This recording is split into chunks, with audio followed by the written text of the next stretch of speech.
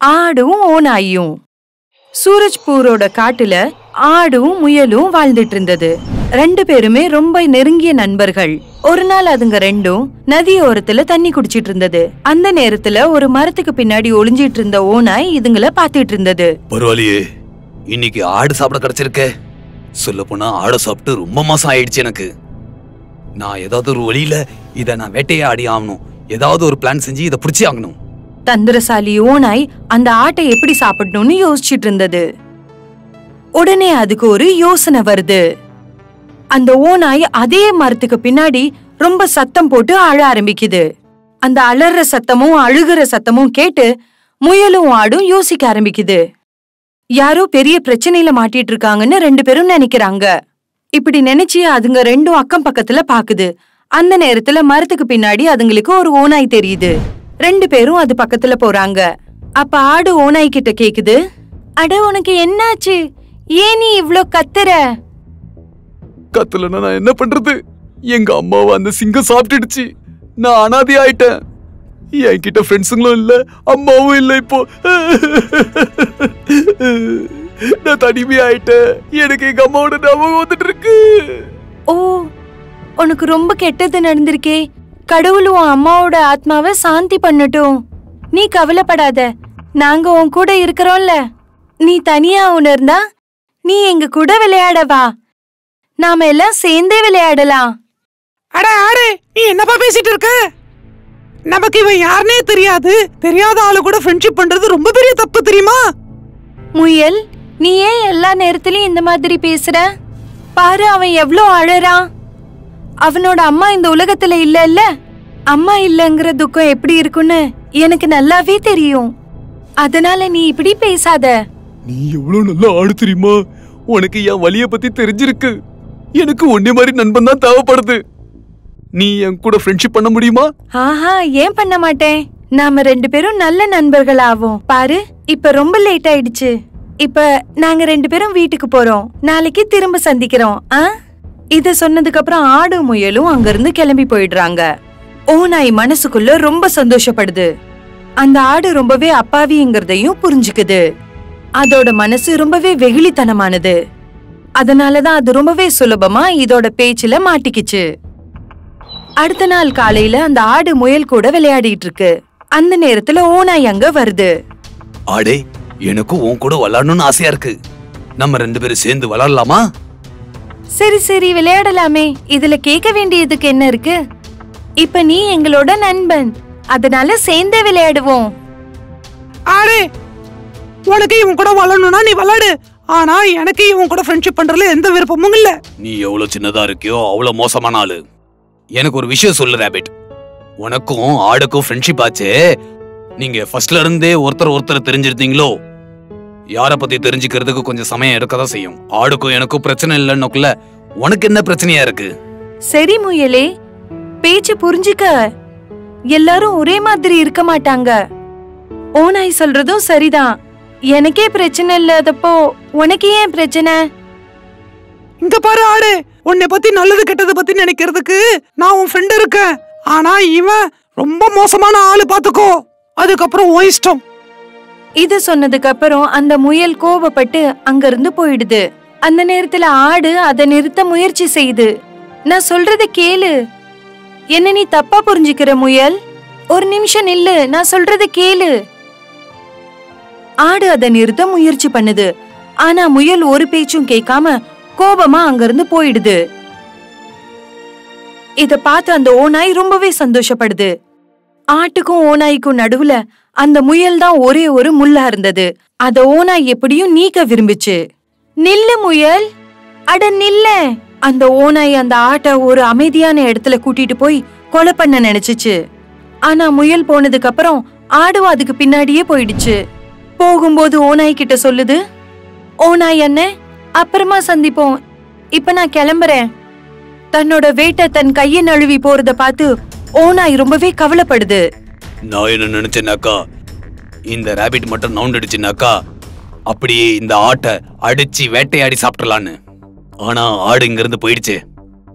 ஆனா பரவாயில்ல ஆடே, என்ன நடந்தாலும் சரி, ஒரு நாள் நான் உன்னை வேட்டையாடியே திருவேன். அதுக்காக எவ்வளவு டைம் வேணாலும் எடுத்துக்கிட்டாலும் பரவாயில்ல, நான் அந்த டைம்காக வெயிட் பண்ணுவேன். முயல் ஒரு மரத்துக்கு பின்னாடி ஒளிஞ்சிருந்து ஓநாய் சொல்றத கேட்டுட்டு இருந்தது. எனக்கு நல்லா தெரியும் நரியே, நீ வேஷம் போட்ட ஒரு நரின்னு சொல்லி. இனிமே என்ன நடந்தாலும் சரி, என்னோட ஃப்ரெண்ட் ஆட நான் காப்பாத்தியே தீருவேன். அதுக்கப்புறம் முயல் ஓடி போய் ஆட்டுக்கிட்ட போகுது. அப்புறம் கேட்ட எல்லா விஷயத்தையும் சொல்லிடுது. அப்ப ஆடு சொல்லுது, முயல், நான் உன்கிட்ட இருந்து இதை எதிர்பார்க்கவே இல்ல. எனக்கு தெரியும் உனக்கு ஓநாய பிடிக்காது. ஆனா அதுக்காக நீ இப்படியெல்லாம் அத பத்தி பேசலாமா? கடவுள் அதுகிட்ட இருந்து அதோட அம்மாவை பிரிச்சுட்டாரு. இந்த நேரத்துல போய் நீ அத பத்தி இப்படி எல்லாம் பேசிட்டு இருக்க? ஆடே, நான் உன்னோட ரொம்ப நல்ல நண்பன். இனி நம்பு, நீ உன்னோட உயிருக்கு ரொம்ப பெரிய ஆபத்து இருக்கு. நீ மட்டும் என் பேச்சை கேட்கலனா அந்த நரி உன்னை சாப்பிட்டுரும். முயலே, அது நம்ம கிட்ட நண்பனாக வந்தது. ஆனா நீ அத வேட்டைக்காரன்னு சொல்றியா? நான் உன்கிட்ட இருந்து இதெல்லாம் எதிர்பார்க்கவே இல்ல. ஆடு, கொஞ்சம் என் பேச்சை கேளு. நீ சொல்றத எனக்கு கேட்கவே வேண்டாம். இங்க இருந்து போயிடு. நான் போற ஆடு, ஆனா நான் சொன்னது நல்ல ஞாபகம் வச்சுக்கோ. நேரா இருக்கிற மரம் தான் முத வெட்டுவாங்க. யாரு ரொம்ப நேர்மையா இருக்காங்களோ அவங்களதான் முத வேட்டையாடுவாங்க. இத சொன்னதுக்கு அப்புறம் முயல் கோபப்பட்டு அங்கிருந்து கிளம்பி போயிடுது. முயலோட நட்பு உடைஞ்சதுக்கு அப்புறம் ஆடு கொஞ்ச நாள் தன்னோட வீட்டை விட்டு வெளியே வரவே இல்ல. அங்க ஓநாய் ஆட்டை வேட்டையாட ரொம்பவே காத்துக்கிட்டு இருந்தது. கொஞ்ச நாள் கழிச்சு ஓநாயால காத்திருக்க முடியல. அப்போ ஒரு நாள் அந்த ஓநாய் ஆட்டோட வீட்டுக்கே வந்துடுது. ஆடு, என் கூட கொஞ்சம் வயலு வரைக்கும் வர முடியுமா?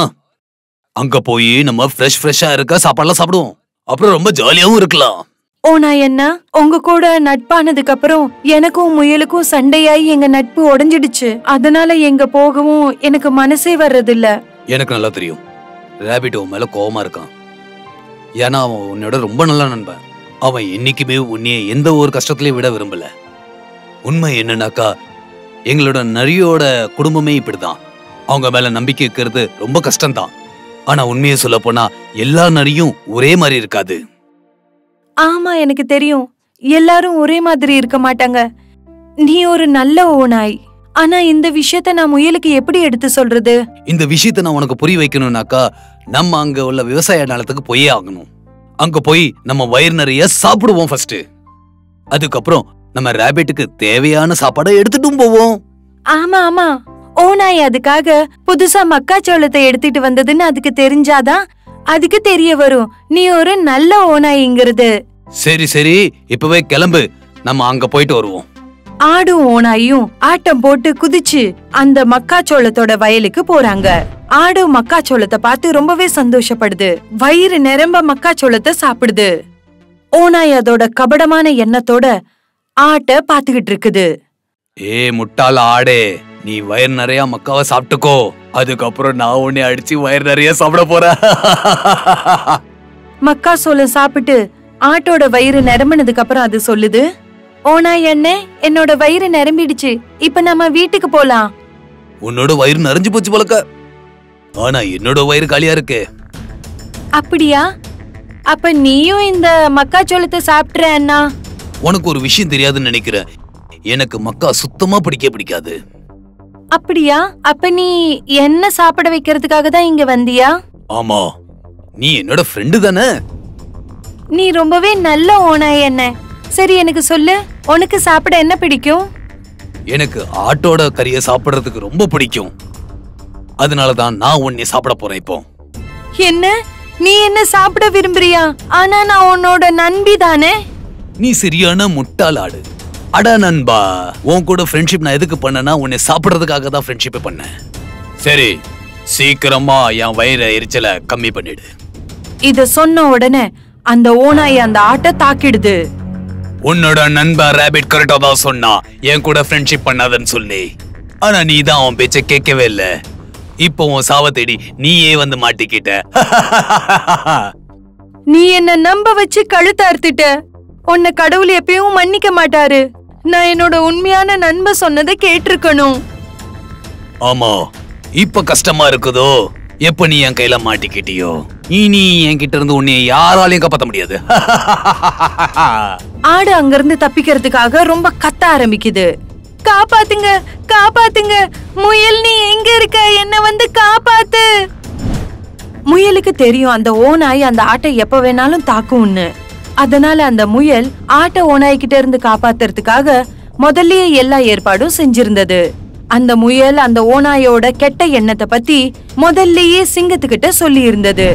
ஆட்டோட அலற சத்தம் கேட்ட உடனே காட்டுல இருக்கிற எல்லா விலங்குகளும் ஆட்டை காப்பாத்த அங்க வந்துடுறாங்க. நில்லு நரியே, அந்த ஆட்டு மேல உன் நெகப்பட்டா கூட நீ பொழைக்கிறது ரொம்ப கஷ்டம் நரி. ஆனா நீங்க எல்லாம் எப்படி இங்க வந்தீங்க? எப்போ நண்பன் கஷ்டத்துல இருக்கானோ அப்போ எல்லா நண்பர்களும் சேர்ந்து அவனுக்கு உதவி செய்ய வருவாங்க. டேய் நரியே, இந்த ஆடும் ரேபிட்டும் எங்களோட ஃப்ரெண்டு. அதுக்கு எந்தாவது பிரச்சனை வந்துச்சுன்னா நாங்க சும்மா இருக்க மாட்டோம். ஒழுங்கு மரியாதை ஆட விட்டு இருக்கிற இடத்த விட்டு ஓடி போயிரு. எல்லாரையும் பார்த்ததுக்கு அப்புறம் தன்னோட உயிரை காப்பாத்துறதுக்காக ஓநாய் ஆட்டை விட்டுட்டு அங்க இருந்து ஓடி போயிடுது. அட ஓடுற இங்க இருந்து, இல்லடா இவங்க எல்லாரும் சேர்ந்து என்ன ஊர்காவா ஆக்கிடுவாங்க.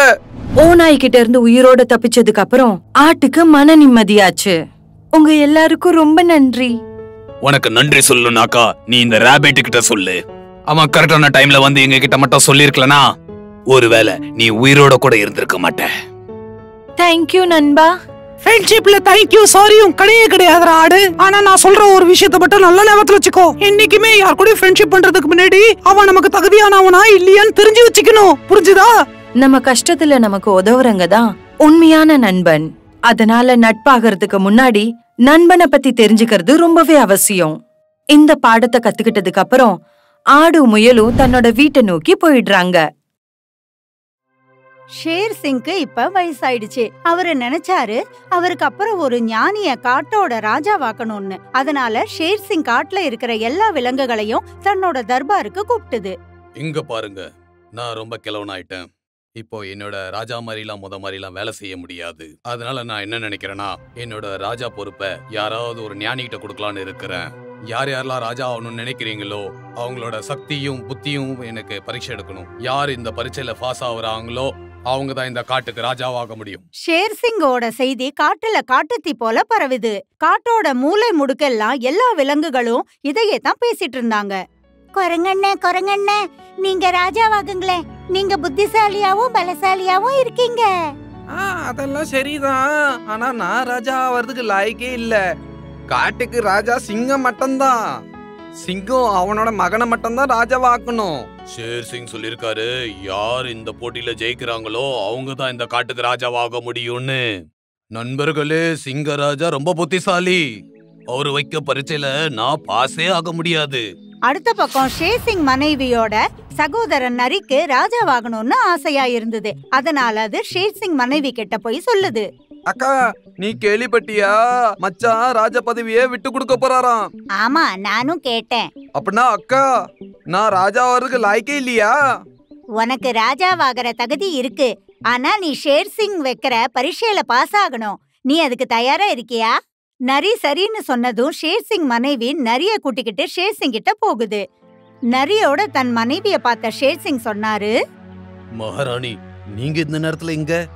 ஆமா மகாராஜா, நான் என்னோட சகோதரனை கூட்டிக்கிட்டு ஒரு விஷயமா உங்ககிட்ட வந்திருக்கேன். மகாராணி சொல்லுங்க, இந்த மச்சான குட்டி ஏன் இங்க வந்திருக்கீங்க? இவனை ராஜாவாக்கணும்னு நான் விரும்புறேன். அதெல்லாம் என்னால முடியாது. ஆனா ஏன்? நரி ஏன் ராஜாவாக முடியாது? ஏன்னா இவங்க ராஜ குடும்பத்தை சேர்ந்தவங்களே கிடையாது. மகாராஜா, நீங்க சொல்றது சரியில்லை. ராஜாவோட பையன் தான் ராஜாவாகணும்னா நமக்கும் மனிதர்களுக்கும் என்ன வித்தியாசம் இருக்கு? நீங்க தானே சொன்னீங்க மச்சான், யாரு புத்திசாலியோ அவங்கள தானே நீங்க ராஜாவாக்குறேன்னு சொன்னீங்க. அப்பனா நான் அறிவாளி இல்லையா? நான் இதுவும் சொன்னேன், யாரு நான் வைக்கிற பரீட்சையில பாஸ் ஆகுறாங்களோ அவங்க தான் அடுத்த ராஜாவாக முடியும். மகாராஜா, ஞாபகம் இருக்கா? ஒரு நாள் வேட்டைக்காரர்கள் உங்களை கைது செஞ்சிட்டாங்க. அன்னைக்கு நான் தானே உங்க உயிரை காப்பாத்தினேன். அன்னைக்கு நீங்க எனக்கு வாக்கு கொடுத்தீங்க. நீ என் உயிரை காப்பாத்திருக்க. கேளு, உனக்கு என்ன வேணும்? மகாராஜா, இப்ப எனக்கு எதுவும் வேண்டாம். கொடுக்கணும்னா எனக்கு ஒரு வாக்கு கொடுங்க. நேரம் வரும்போது நான் என்ன கேட்டாலும் கொடுக்கணும். நான் சத்தியம் பண்றேன், நீ எப்ப எது கேட்டாலும் அதை நான் கண்டிப்பா உனக்கு தருவேன். உங்களுக்கு உங்க வாக்கு ஞாபகம் இருந்தா வாக்க காப்பாத்துங்க. என்னோட அப்பாவி சகோதரனை ராஜாவாக்குங்க. சரிம்மா, நீ சொல்றனால நான் இவனை ராஜாவா ஆக்கிக்கிறேன்.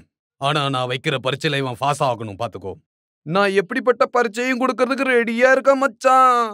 அதே சமயம் நதியோட அடுத்த பக்கம் துப்பாக்கி சுடுற சத்தம் கேக்குது. சரிடா நரி, இப்ப என்ன சத்தம் கேக்குதுன்னு சொல்லு பாப்போம். ஓ இதுவா? இது ரொம்ப ஈஸியான ஆன்சர் ஆச்சே. இப்பவே நான் போய் கண்டுபிடிச்சிட்டு வந்துடுறேன். நரி வேகமா ஓடி நதி கிட்ட போகுது. கொஞ்ச நேரத்திலேயே திரும்பி வந்து சொல்லுது, அரசே, இங்க கொஞ்ச தூரம் தள்ளி வேட்டையாடுறவங்க வந்திருக்காங்க. அவங்க வேட்டை எப்படி ஆடணும்னு பிராக்டிஸ் பண்ணிட்டு இருக்காங்க. சரி அங்க போ, அங்க எவ்வளவு வேட்டையாடுறவங்க இருக்காங்கன்னு. ராஜா ஆவறதுக்கு கொஞ்சம் கஷ்டப்பட்டு தானே ஆகணும். இப்பவே நான் போய் கண்டுபிடிச்சிட்டு வரேன் மச்சான். வேட்டைக்காரர்களை எண்ணறதுக்காக வேகமா ஓடி நதி கிட்ட போகுது. அது கொஞ்ச நேரத்திலேயே திரும்ப வந்து சொல்லுது, ராஜா, அவங்க 12 பேர் இருக்காங்க. அப்படியா? அவங்க 12 பேர் இருக்காங்களா? அப்ப அவங்க கையில எவ்வளவு கன்னு இருக்குன்னு மட்டும் பாத்துட்டு வா பாப்போம். கண்ண நான் எண்ணவே இல்ல. இப்ப உடனே எண்ணிட்டு வந்துடுறேன். மறுபடியும் நரி துப்பாக்கியை எண்றதுக்காக நதி கிட்ட ஓடி போகுது. கொஞ்ச நேரத்திலேயே துப்பாக்கியை எண்ணிட்டு திரும்ப வருது. மறுபடியும் ஷேர் சிங் கிட்ட சொல்லுது, ராஜா, எல்லார் கையிலயும் கண்ணு இருக்கு. நான் என்ன சொல்ல வந்தேன்னா, அவங்க 12 பேருக்கிட்டயும் கண்ணு இருக்கு. அப்ப போய் கண்டுபிடி அவங்கள எங்க இருந்து வந்திருக்காங்கன்னு. சீக்கிரமா போ. மகாராஜா உத்தரவு போட்ட உடனே நரி வேகமா நதி கிட்ட ஓடுது. அடுக்கடவுளி, சிங்கராஜா என்னை ஓட ஓட விட்டு என்னை டயர்ட் ஆக்கி விட்டாரு. ஒருவேளை இந்த வேட்டையாடுறவங்க என்னைய சுட்டு தள்ளிட்டாங்கன்னாக்கா அப்படின்னா நான் என்ன செய்யறது? பயமா தான் இருக்கு. ஆனாலும் நான் இதை செஞ்சுதானே ஆகணும். ஏன்னா எனக்கு ராஜாவாகணுமே.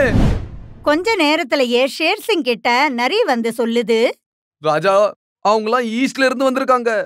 அவங்க திரும்பி எங்க போக போறாங்கன்னு கண்டுபிடிச்சியா இல்லையா? ஷேர் சிங் கேட்டதால எரிச்சல் அடைஞ்ச நரி அழுதுகிட்டே சொல்லுச்சு, அக்கா, இவங்க என்னைய ராஜாவாக்க விரும்பல.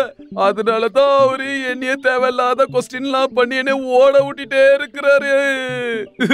நீ அழாத சகோதரா, நான் இப்பவே இவர்கிட்ட கேக்குறேன். என்னங்க, இவனை ராஜாவாக்குறதுல உங்களுக்கு பிரச்சனை இருக்கிறதுனால தானே இவனை இப்படி அலைய விடுறீங்க. நீங்க ஏன் இப்படி பண்றீங்க? அதே சமயம் ஷேர் சிங்கோட பையன் சம்ஷேர் சிங் அங்க வரான். அவனை பார்த்ததும் கரடி சொல்லுது, அரசே, எல்லாருக்கும் இந்த சான்ஸ் கிடைச்சே ஆகணும். நாங்க எல்லாரும் என்ன விரும்புறோம்னாக்கா சின்ன அரசருக்கு ஒரு சான்ஸ் கொடுத்தே ஆகணும். ஆமா ஆமா ராஜா, நம்ம சின்ன அரசருக்கு ஒரு சான்ஸ் கொடுத்துதான் பாப்போமே. சரி நண்பர்களே, நான் என்ன விரும்புறேன்னாக்கா இந்த காட்டுக்கு ராஜாவாகிறதுக்கு வீரனா மட்டும் இல்ல, புத்திசாலியா இருக்கணும். என் மகனும் ராஜாவாகிறதுக்கு விரும்பினானாக்கா அவனும் இந்த எக்ஸாம்ல பாஸ் ஆகணும். அவன் எக்ஸாம் கொடுக்கறதுக்கு ரெடியா இருக்கானா? ஆமாப்பா, நான் ரெடியா இருக்கேன்ப்பா. இளவரசன் சரின்னு சொன்னதும் காட்டுல இருக்கிற எல்லா விலங்குகளும் சந்தோஷமாயிடுச்சு. அப்ப நதி கிட்ட துப்பாக்கி சத்தம் கேக்குது. சரி மகனே, உனக்கு ஒரு சத்தம் இப்ப கேக்குதா? உனக்கு ராஜா ஆகணும்னு ஆசையா இருந்ததுனாக்கா போ, இந்த சத்தம் எங்க இருந்து வருதுன்னு கண்டுபிடி. அப்படியே ஆகட்டும் அரசு. ஷேர் சிங்கோட உத்தரவை கேட்டதும் இளவரசன் ஷம்ஷேர் சிங் சத்தம் வந்த திசையில நதி கிட்ட போறாரு. ஆனா ரொம்ப நேரம் ஆனதுக்கு அப்புறம் கூட இளவரசன் திரும்ப வரல. இத பார்த்ததும் நரி வெறுப்புல சொல்லுது, மன்னிச்சிருங்களா அரசே, இவ்ளோ நேரம் ஆயிடுச்சே, இன்னும் சின்ன ராஜா வரவே இல்ல. இவ்ளோ நேரத்துல நான் 10 ரவுண்ட் அடிச்சுட்டு ஓடி வந்திருக்கேன். அவசரப்படாத நரியே, இன்னும் கொஞ்ச நேரத்துல என் மகன் வந்துருவா. அப்படி ஒருவேளை அவன் திரும்பி வரலன்னா நான் தான் ராஜா. ஒருவேளை அவன் திரும்பி வரலன்னா இந்த காட்டுக்கு நான் தான் ராஜாவாவேன். அதே சமயம் இளவரசன் சம்ஷேர் சிங் திரும்ப வராரு. அரசுக்கு வணக்கம். அரசே, ஆத்துக்கு அந்த பக்கம் 12 வேட்டையாடுறவங்க வந்திருக்காங்க. அவங்க கையில கன்னு இருக்கு, 12 கன்னு. அவங்க எப்படி வேட்டையாடணும்னு பிராக்டிஸ் பண்ணிட்டு இருக்காங்க. அந்த வேட்டைக்காரங்க எல்லாம் ஈஸ்ட்ல இருந்து வந்திருக்காங்க. அவங்க எல்லாம் இன்னைக்கு ராத்திரி நம்ம காட்டுக்குள்ள வேட்டையாடுறதுக்காக வந்திருக்காங்க. ஆனா ஒண்ணு, நான் என் உயிரை பத்தி கூட கவலைப்படாம அவங்கள நான் ஏமாத்தி வேற காட்டுல விட்டுட்டேன். நீ உன் உயிரை பத்தி கூட கவலைப்படலையா மகனே? இல்லப்பா, இந்த வேட்டைக்காரங்களா என்னை பார்த்த உடனே அவங்க என் பின்னாடியே வர ஆரம்பிச்சிட்டாங்க. அவங்க கண்ணை வச்சு என் மேல ரொம்ப ஃபயர் பண்ணி பார்த்தாங்க. ஆனா ஒரு விஷயம், அவங்க கிட்ட இருந்து தப்பிக்கிறது எனக்கு ஒரு பெரிய விஷயமே இல்ல. இந்த காட்டை காப்பாத்துறது தான் என்னோட முக்கியமான விஷயமா இருந்தது. என் உயிரை பத்தி கூட நான் கவலைப்படாம அந்த எல்லா வேட்டைக்காரங்களையும் வேற ஒரு காட்டுல விட்டேன். அதனாலதான் எனக்கு இங்க வர்றதுக்கு கொஞ்சம் லேட் ஆகி போயிடுச்சு. இத கேட்டதும் நரி வெட்கப்பட்டு தலைய தொங்க போட்டுக்குச்சு. அரசே, பக்கத்திலே அரசரை வச்சுக்கிட்டு நம்ம ஊர் புள்ள தேடுறோம். நம்ம சின்ன அரசு தான் ராஜாவாகிறதுக்கு கரெக்டான ஆளு. என்னப்பா சரிதானே? ஆமா ஆமா, இளவரசனையே ராஜாவாக்குங்க மகாராஜா. மகாராணி, நான் நினைச்சிருந்தேனாக்கா சின்னவன நான் எக்ஸாமே இல்லாம ராஜாவா ஆக்கிருக்க முடியும். அவன் இதுக்கு தகுதியா இருக்கானா இல்லையான்னு இத தெரிஞ்சுக்க வேண்டியது என்னோட அவசியம். அதனாலதான் நான் எல்லாருக்கும் கொடுத்த பரீட்சையை யுவராஜுக்கும் கொடுத்து பார்த்தேன். அதுக்குள்ள ரிசல்ட் இப்போ கண்ணு முன்னால இருக்கு. உன்னோட அன்பான தம்பி நான் வச்ச எக்ஸாம்ல ஃபெயில் ஆயிட்டான். இப்ப நீயே சொல்லுமா, இவங்க 2 பேர்ல யார ராஜாவாக்கணும்னு நீயே சொல்லுமா பாப்போம். ஷேர் சிங் மனைவி சொல்றதுக்கு முன்னாடியே நரி சொல்லிச்சு, அரசே, ராஜாவார ஆசையில நான் என்னையே மறந்துட்டேன். காட்டுக்கு ராஜா சிங்கம் மட்டும்தானு. நம்ம சின்ன அரச சம்சேரதான் நீங்க ராஜாவா ஆக்கணும்னு. இதுதான் என்னோட வேண்டுகோள். அப்புறம் ஷேர் சிங் இளவரசன் ஷம்ஷேர் சிங்க காட்டோட ராஜாவா அறிவிக்கிறாரு. அறிவிப்ப கேட்டதும் எல்லா விலங்குகளும் சந்தோஷத்துல துள்ளி குதிக்குது. எல்லாரும் சேர்ந்து சொல்றாங்க, ஷேர் சிங் வாழ்க, ஷம்ஷேர் சிங் வாழ்க, ஷேர் சிங் வாழ்க, ஷம்ஷேர் சிங் வாழ்க. உங்களுக்கு இந்த வீடியோ பிடிச்சிருந்தா மறக்காம எங்களோட சேனலை சப்ஸ்கிரைப் பண்ணுங்க. மறக்காம லைக்கும் ஷேரும் பண்ணுங்க. ரொம்ப நன்றி.